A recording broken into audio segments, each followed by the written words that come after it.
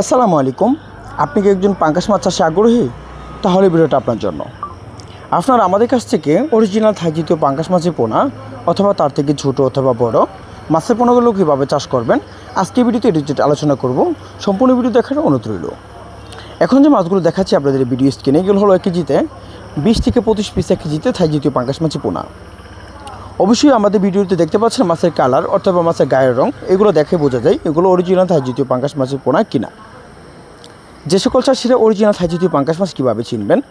মূলত মাছের গায়ের রং, দ্বিতীয় স্তর হলো যে আপনার মাছের আকৃতি, তৃতীয় হলো মাছের পেট অথবা এই জিনিসগুলো। আমাদের মাছগুলো দেখতে পাচ্ছেন লম্বা আকৃতির অথবা পেটগুলো খুবই চিপা লম্বা আকৃতির, এগুলো হলো অরিজিনাল থাই জাতীয় পাঙ্গাস মাছের পোনা।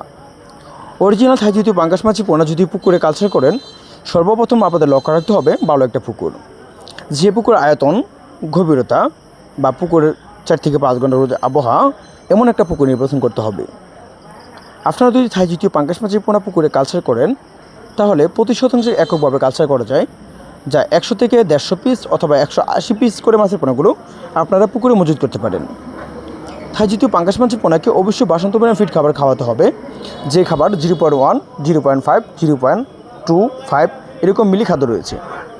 আপনারা থাই জাতীয় পাঙ্গাস মাছের পোনা যে কোনো সাইজের মাছের পোনাগুলো আপনারা বাংলাদেশের যে কোনো স্থান থেকে মাছের পোনাগুলো আমাদের কাছ থেকে নিতে পারেন। আমাদের এখান থেকে 12 থেকে 14 ঘন্টার ভিতরে বাংলাদেশের যে কোনো স্থানে মাছের পোনাগুলো হোম ডেলিভারির মাধ্যমে বিক্রি করে থাকি।